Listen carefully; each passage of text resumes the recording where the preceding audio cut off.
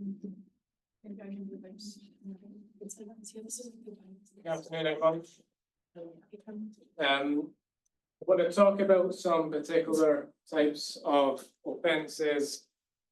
If you've taken my forensic class, we spent over a week on sexual offenders. We talk throughout on female offenders. I'm not going to go in anywhere near as much depth. Okay, what I want to touch upon is some possible causes of female offences, sexual offences. Okay. One point, first of all, is why do women commit such fewer crimes than men? Right? Especially true for violent crimes. For every violent crime committed by women, about 9 committed by a man. What are some reasons for this? We've touched upon some biological possible reasons already, right? Women have higher heart rates on average than men do. Okay? We've also seen additional evidence that they're more prone to fears, anxieties, phobias. Okay? So they may not be as predisposed to the fearlessness that some men have that predisposes them to crime. And we've also looked at the correlation between aggression and testosterone, and in some experimental designs, testosterone even being a causal factor for explaining aggression. And obviously women have lower baseline rates of testosterone than men do.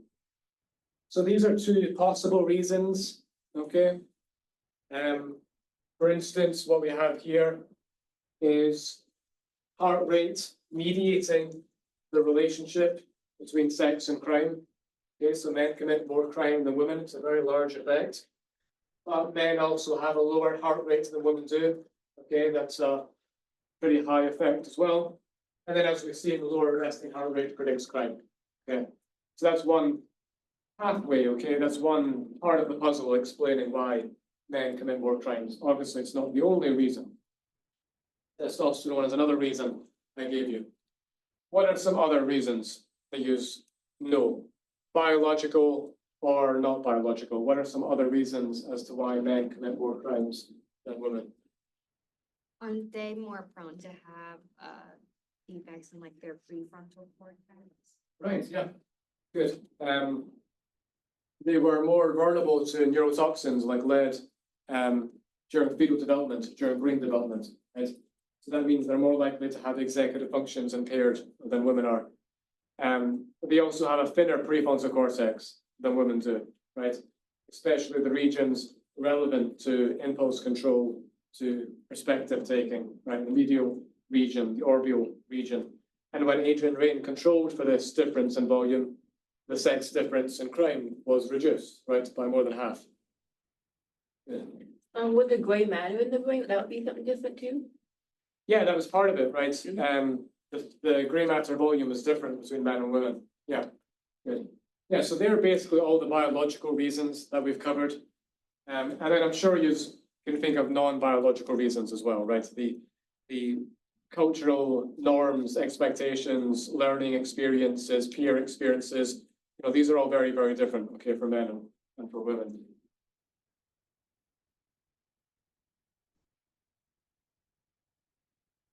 There's only one crime that women commit more than men, and that's prostitution. In the US, there are about 55,000 cases of prostitution resulting in an arrest every year. And it's thought to be the primary income for about 1 million people in the US. Okay. Now, in 1998, some researchers gave out assessments to prostitutes in San Francisco to better understand that population. And what they found was 57% of them had been sexually abused as children, 49% had been physically assaulted as children. Okay. As adults also, 82% of them had been physically assaulted, 83% threatened with a weapon, 68% had been raped, 84% were currently homeless or had been homeless. 68% at the time of the assessment had post-traumatic stress disorder. In other research also, about 60% of prostitutes had post-traumatic stress disorder. 88% said they wanted to leave prostitution. Okay. These findings were replicated in 5 other countries subsequently by the researchers, okay, with very similar findings. Large percentage sexually abused as children, large percentage raped, assaulted as adults, similar rates of homelessness, post-traumatic stress disorder, and so on. Okay.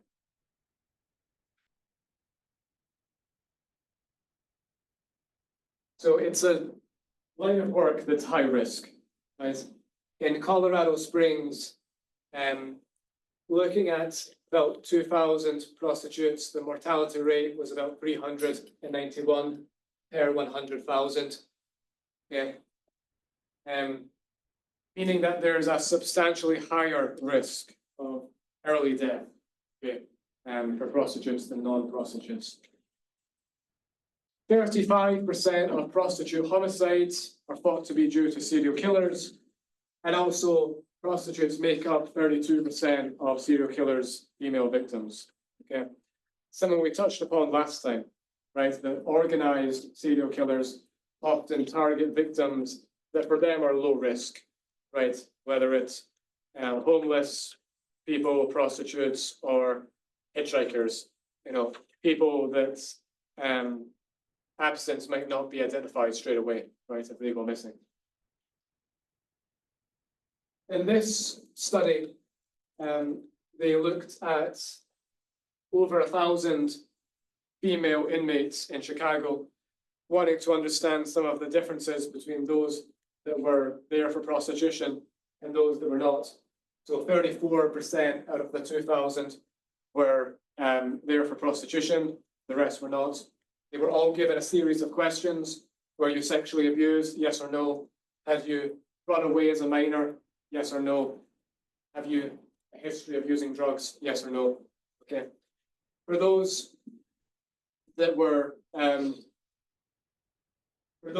reported yes versus those that reported no, okay, we see the rates of prostitution. Okay. And we see substantially higher rates of prostitution for all of those that said yes, okay, versus those that said no. Okay, substantially more than the other types of female offenders. So these researchers argue that these could all be pathways, right? Having been sexually abused as a child, running away as a minor, history of drugs, they all on their own could be pathways into prostitution, right? You run away from home, how are you going to support yourself? Maybe that's something that you resort to, or maybe you surround yourself with other people in that line of work, or you surround yourself with people abusing drugs, right? So they could be interlinked, or they could be separate. Maybe you fund your drug addiction by resorting to prostitution, right? They could be interlinked. Maybe you're sexually abused as a child, so you run away, right? And then maybe after running away, you fall into a bad crowd and begin taking drugs, and then prostitution's one way of funding that. Okay. So they could be interlinked. They could also be separate pathways.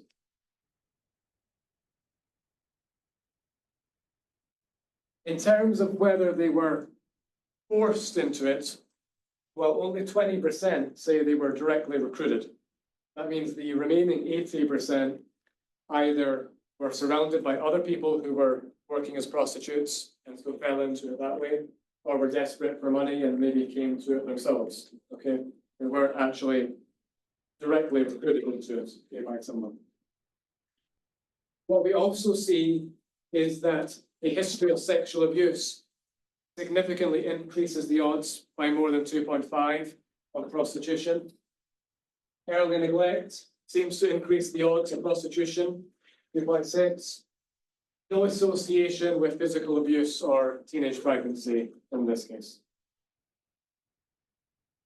In terms of personality traits, these researchers assessed the personality of those working as prostitutes to see, is there anything that they're substantially higher than the norm in? And yes, they were higher in impulsivity, stimulation seeking, than the norm would be for controls. 81% said they were motivated by money. The remaining 19% said they were motivated by some stimulation seeking reason, okay, by boredom, by looking for fun, by something such as this. This would help explain the wide socio-economic status that exists amongst prostitutes. There are some that are desperate and their money that they're getting from prostitution is just barely paying for food and rent. There are others who target very high-end clients, right, and who make more money this way. Also, if you are getting into this line of work because you've ran away from home, of course, you could have ran away from any type of home, right? It's not just those from lower backgrounds that are sexually abused and then run away from home. That could be true for middle-class children as well. But certainly the vast majority of those in this area are doing so because they're desperate for the money, right? Have limited options. But it's also true that for a smaller number, money isn't the primary motivation. There's some other motivation behind it, okay? Those in prostitution also seem to have earlier sexual experiences. Okay? So in this study, the average age for your first sexual experience was 17 years of age. But for those who were prostitutes, it was 14 years of age. Okay? What they found was that this early sex experience mediated the relationship, okay, between sexual abuse and prostitution.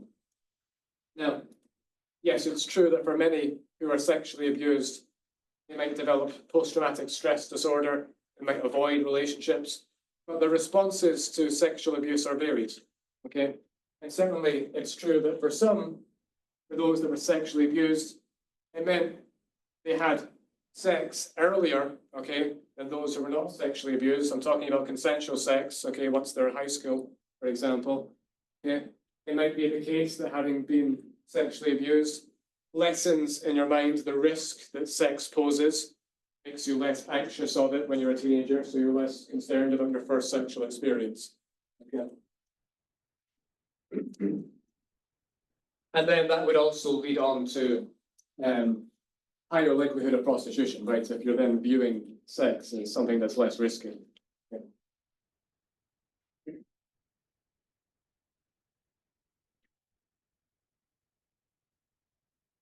In terms of rape, there's a distinction to be made between forcible rape and statutory rape. Okay, they're all under the legal definition of rape, but they're different types. Forcible rape is, as it says, forcing yourself on someone who hasn't given consent. Okay, statutory rape is having sex with someone who doesn't have the capacity to give consent. Okay, so it doesn't matter if it was forced or not. They're either too young to give consent or they don't have the intellectual cognitive abilities to give consent. Okay, and so it's then classed as rape. Marital rape is surprisingly common, accounting for about 24% of rapes. Despite many rape myths, anyone can be the victim of rape, right? It doesn't matter what the relationship is between the victim and the offender. It doesn't matter the circumstances. If the victim hasn't given consent, then it's rape, right? Or if they don't have capacity to give consent. According to the CDC, about 18% of women will be raped at some point, about 1% of men will be raped at some point. Yeah. It's horribly quite common, okay, in the US. About 51% of women say that they've been raped by an intimate partner. For those who are raped, 80% are raped before they're 25. Okay, the vast majority before they reach their late 20s. An under-researched area here is juvenile offenders, who are thought to be responsible for about 20 to 30% of sexual offences, okay, including child molestation. Usually these are individuals who have been sexually abused themselves and then sexually abuse a younger child. Quite often a younger relative, a younger cousin, for example, could also be a younger sibling, a younger, close friend of the family.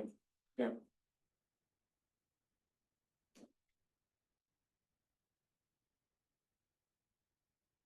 Now, if you've taken my forensic class, you'll remember there are two pathways to committing rape in the forensic psychology literature.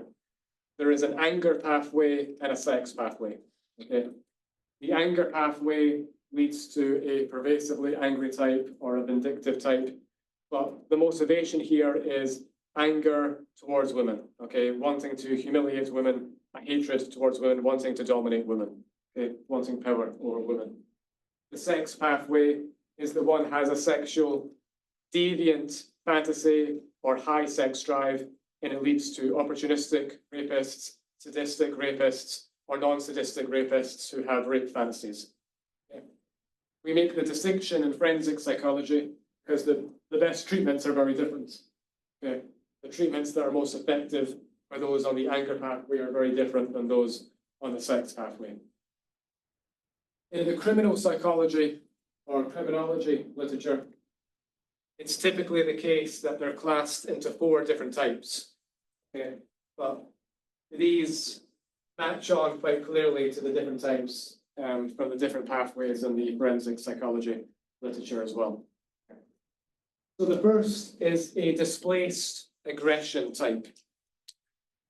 Now, this type of male offender scores highly in psychometric instruments measuring masculinity and assertiveness. They're typically people who are very dominating, okay, assertive, but are also wanting to protect a fragile ego, okay, and they feel particularly threatened in the company of strong women, okay, and the women they target are assertive women, okay, but it's displaced aggression. So the real person they're angry at is not who they take the aggression out on. It could be an ex, it could be their wife, okay, but they rape instead a woman who reminds them of that person who's emasculating them, okay, someone who comes across quite forceful, assertive.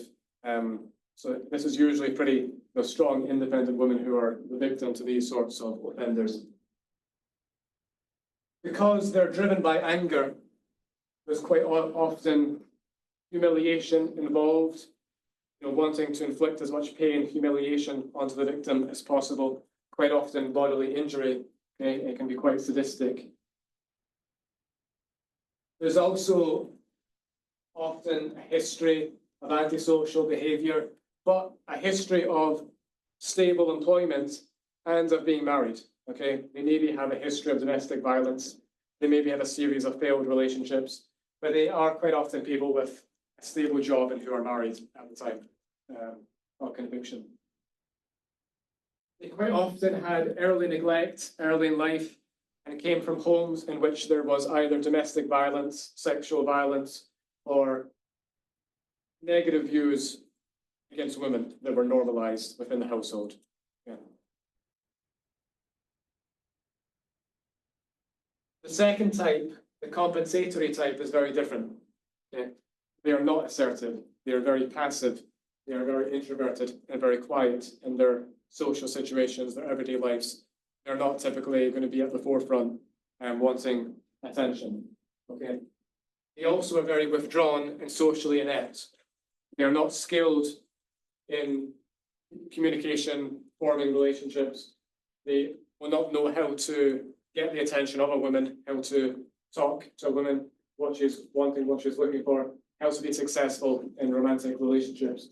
So often don't have a history of relationships, okay, unlike the first type.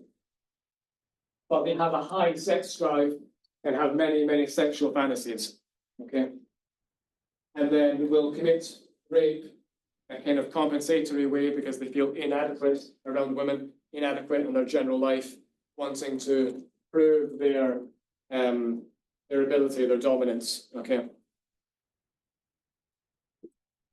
They typically do not have antisocial histories in the same way as the first type do, but do typically have stable employment.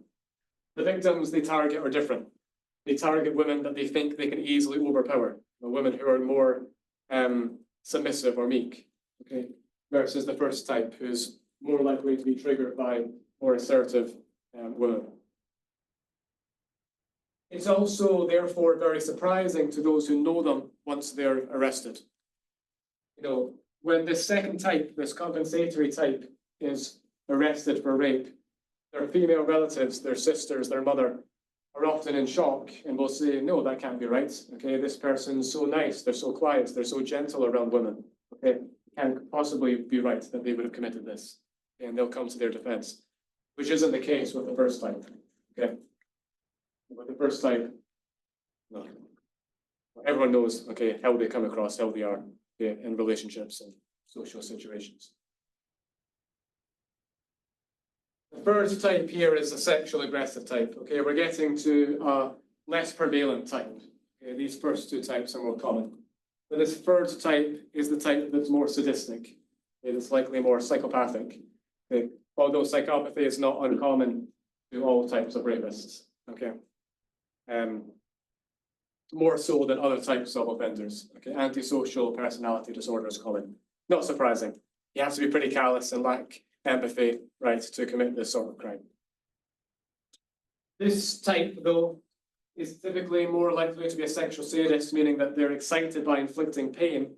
Okay, they have a fantasy of hurting other people, okay, because it's exciting for them. It's not the case, really, that they're triggered by particular types of women and want to, humiliate that type of woman.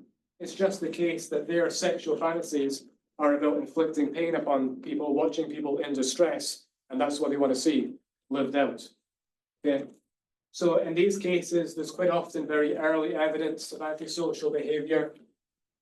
They quite often also have multiple failed marriages and divorces. And there's a running theme in their life of always wanting to be in control, always wanting to be dominant. Okay, in their lives in general, at work and so on, not just in relationships and so on. And then this last type is the impulsive, opportunistic type, who does not plan to commit rape, okay? But they see the opportunity for it and commit it. So it's maybe a woman who is drunk and unable to look after herself. Or maybe they are robbing someone's house and they find that the homeowner is a solo woman who they can overpower, okay? But they see the opportunity for rape and then decide to act upon it. Someone with little willpower, who's highly impulsive, who Freud would have said is ruled by the id, right? Who wants what they want when they want it without any regard for others or for consequences, because they're only thinking about, what's going to give them immediate gratification. So they also typically have a criminal history.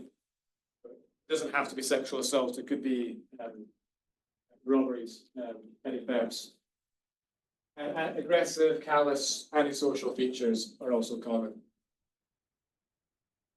Any questions so far?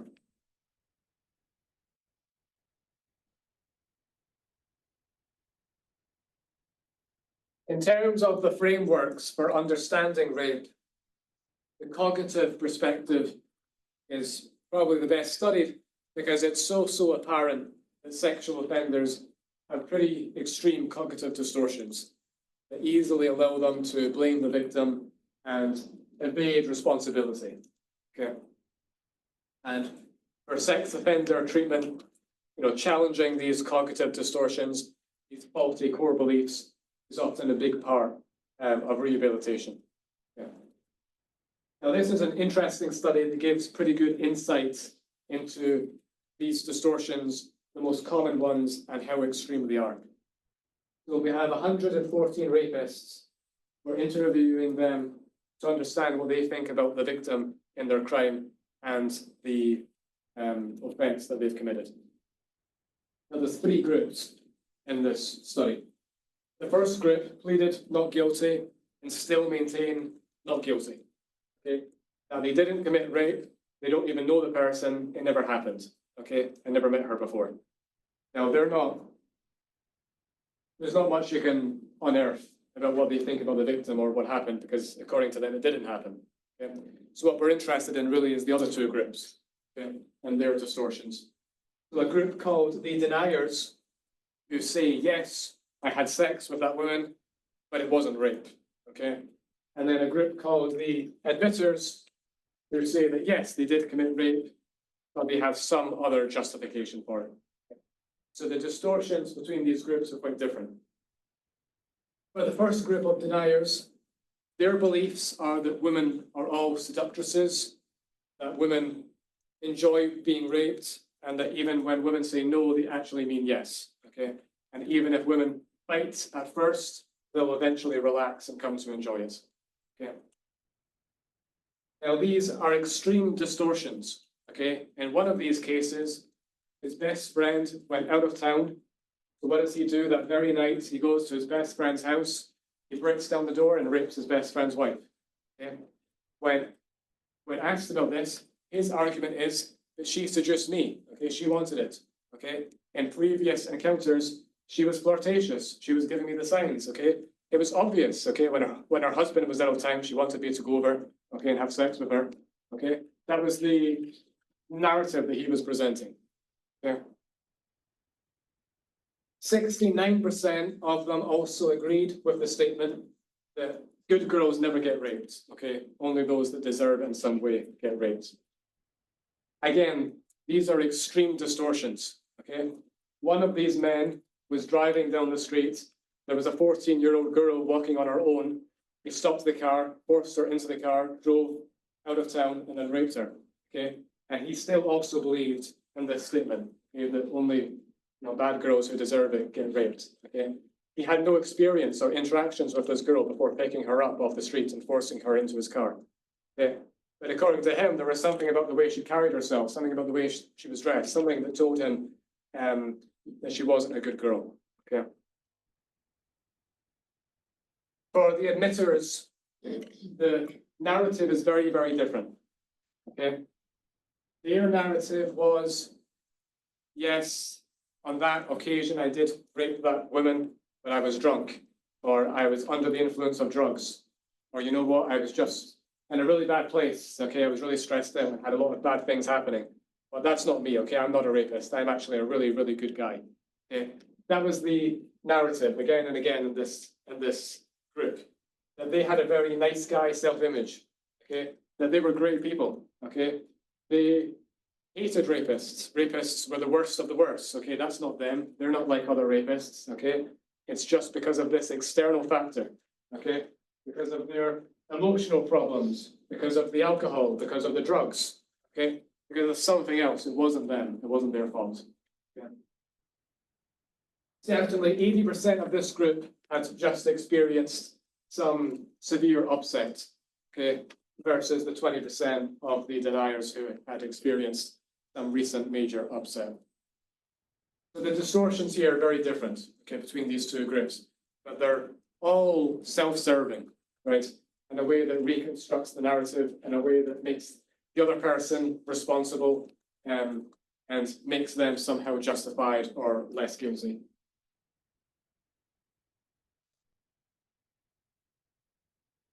Now, of course, there are other perspectives other than the cognitive one. The feminist perspective is that men commit rape to get power over women. Social learning would say that they had learned these behaviors, and yes, many sex offenders were sexually offended themselves or were raised in homes in which there was sexual violence or domestic violence, or normalized negative views of women, that women are sex objects and there to serve men. These kind of things would be normal core beliefs in many of their backgrounds. And then the evolutionary perspective is something that we talked about at length, right? That from this perspective, there is a basic drive to pass on one's genes, and some men who feel inferior and don't feel able to get a woman in another way will then resort to rape. And yes, indeed, many rapists are low socioeconomic status, low education attainment, may very well feel inferior in many ways.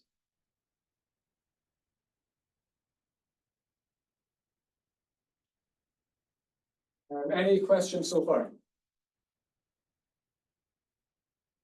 Other research has looked at the behaviors of the victim during sexual assault and how that interacts with the behavior of the offender. Now, I want to be very, very clear, this is not about victim blaming, okay? Women might not have any control over how they behave when the victim of a crime like this. And no matter how they behave, they are in no way responsible, okay, for the crime that's happened. I'm telling you about this because it tells you something about the psychology of the offender, okay, in terms of how the victim behaves and how that increases or decreases the odds of rape being completed. Okay. So, you know, if there's a woman who's a victim to rape, you know, she could try to fight back, scream for help, fight, try to hit the person, whatever. Okay. That would be one strategy. You could beg the rapist to stop, you know, cry and plead for him, try to evoke some sympathy in him. She could freeze up. Now, what we find is that fighting back, this is the one that most significantly reduces the likelihood of rape being completed. So maybe the rapist becomes afraid that a witness is going to be alerted, or maybe this isn't the fantasy that they wanted. Okay, maybe they're feeling, you know, they're about to be overpowered. Okay, that this isn't the control power fantasy that they had in their mind. Okay, freezing up, maybe out of terror, like many women do when the victim of rape is associated with rape completion. But the one that's most substantially related to increased odds of completion is begging for the rapist to stop, okay, for crying, trying to evoke some sort of sympathy. Okay, that substantially increases the odds that the rape will be completed. Now, again, I'm telling you this because that tells you something about the psychology of the offender, right? That they're lacking in empathy, okay? That this isn't evoking the emotions that the victim would want or expect, okay? It tells you this is actually what the offender is looking for. That's what's exciting them, okay? They're wanting to see that distress. They're wanting to be in control. They want to be powerful, okay? That's actually exciting them and having, you know, the opposite of the intended effect, okay?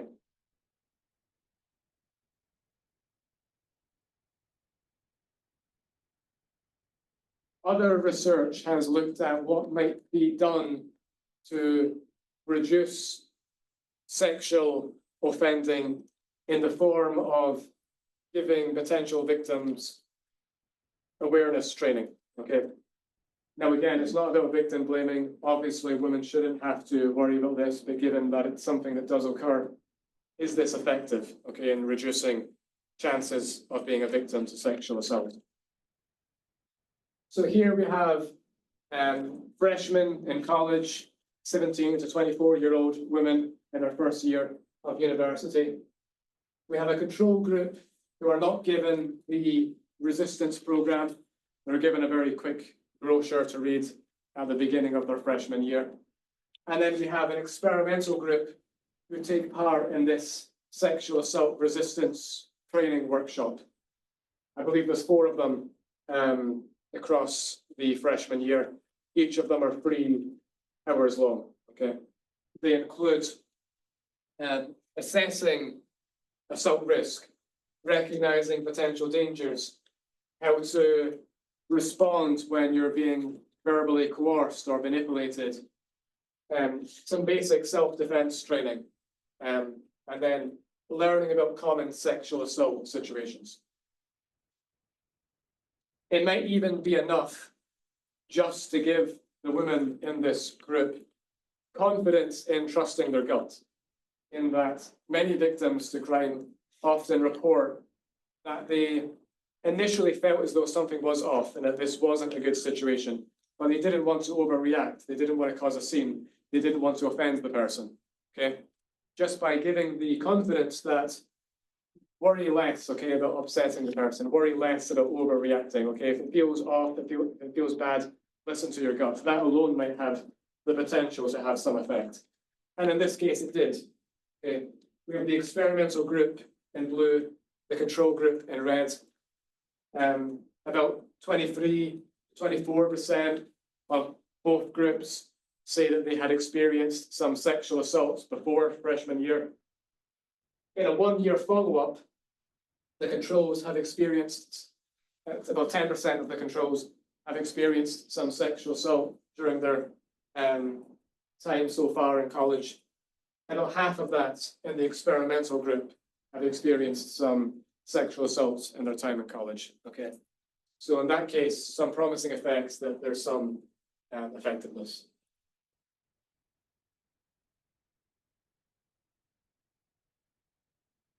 Another group to talk about is sexual sadists. So sexual sadists are those that are sexually aroused by watching someone in physical pain. Okay, a true sexual sadist only gets sexually excited by watching someone physically hurt. Okay? It's not the case that they would be aroused by conventional pornography or experiences that most people would find arousing. It's only by inflicting pain or watching someone in physical injury. Now, about 5% of men say that they gain some sexual pleasure from inflicting pain on someone. About 2% of women say the same.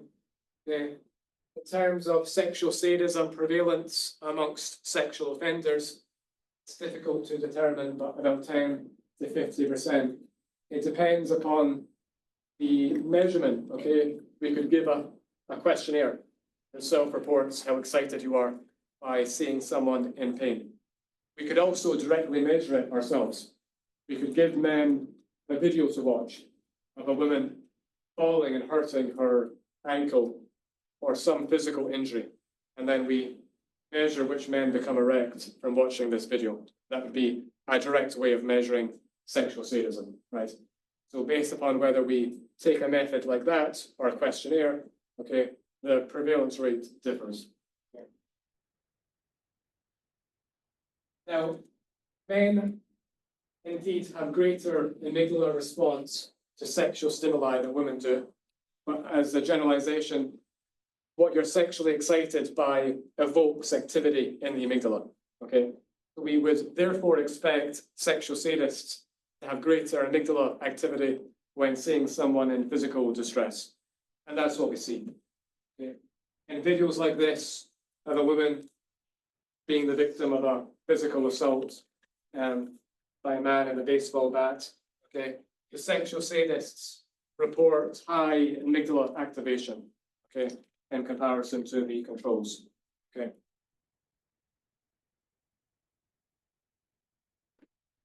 Another group is pedophiles. Okay.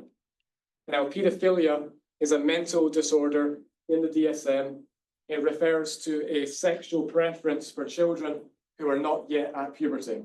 Okay, it's a term that's often misused. Okay. It's not the same as child molestation, which is a crime. Pedophilia is a disorder. So not all pedophiles are child molesters. Not all child molesters are pedophiles. Okay? Child molestation is a crime that refers to sexual assault on a child. Some pedophiles are non-offending, okay? Meaning that they never molest a child. They never act upon their infliction or sexual attraction. Okay? Many child molesters are not pedophilic. In fact, at least half of child molesters are not pedophilic, meaning that their preference is not for children, their preference is for adults. Okay? But they still molest a child for some reason, maybe because they are opportunistic and they take advantage of someone who is vulnerable, and that might include a helpless child. Okay? At least half of child molesters are not actually pedophilic. Now,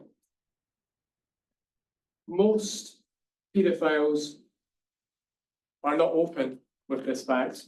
They don't go to therapy. Therapists will often report them to police because they're worried that pedophiles might one day hurt a child, and a therapist doesn't want that on their conscience. They also know that family and friends are unlikely to be understanding. Okay, so who do you tell? Who do you turn to for help? Most pedophiles don't tell anyone. And then if they hurt a child at one point and then go to prison, only then do they begin becoming open about being a pedophile and then begin having some sort of therapy, some sort of treatment. Obviously, ideally, pedophiles would seek out treatment support early on before they commit a crime. Okay, so the odds of committing a crime are lessened, right? but the massive stigma about paedophilia in society makes this very, very difficult. Right?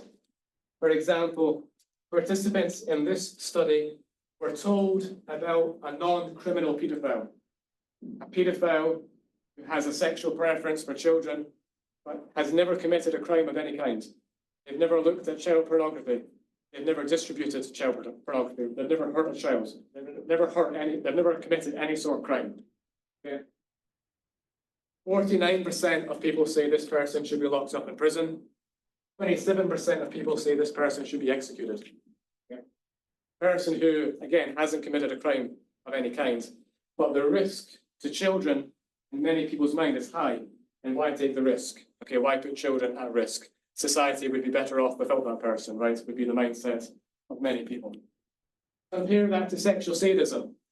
Okay, the same participants are told about a non-offending sexual sadist who's sexually turned on by seeing people in pain. But again, they're non-offending. They've never committed a crime of any kind. Okay, 9% of people say that person should be locked up. 6% say that person should be executed. Okay, much smaller number than those on paedophilia. Right. So obviously, the participants here viewed sexual sadists as posing less risk, okay, than the paedophiles did. There is a heritable component to paedophilia, or child molestation, I should say, okay, about 46% heritability.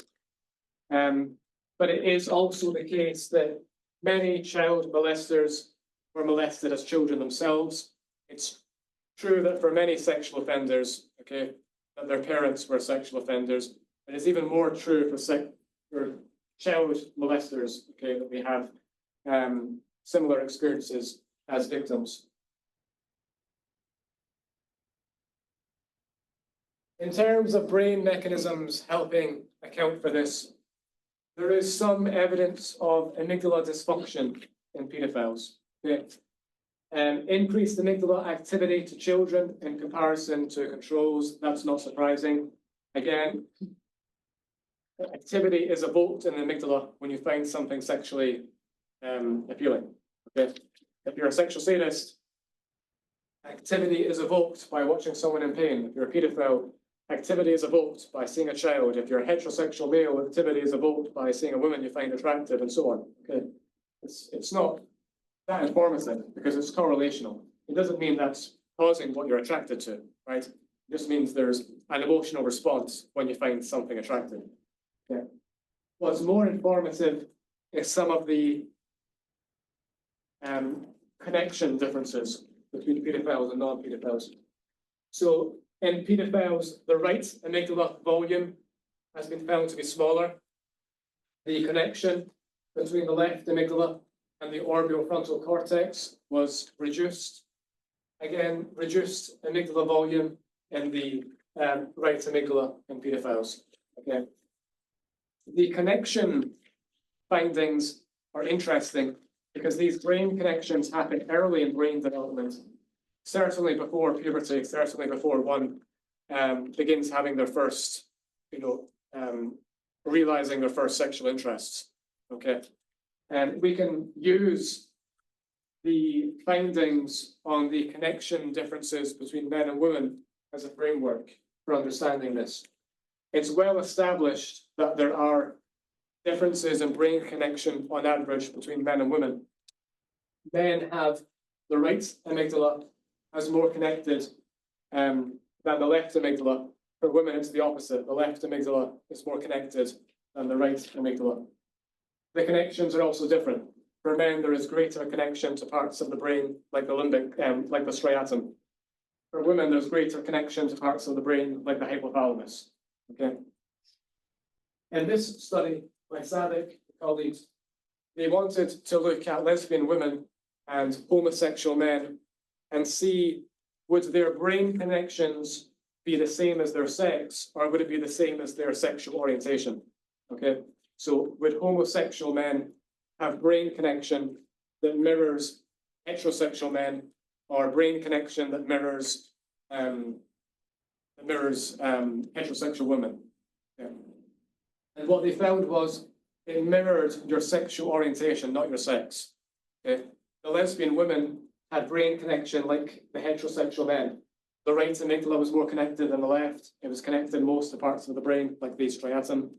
For the homosexual men, their brain connection was like the heterosexual women, not the heterosexual men. Okay, the left amygdala was more connected than the right. It was connected to parts of the brain, like the hypothalamus. Now, what the researchers here lay out is that these brain connections would have happened well before puberty, well before one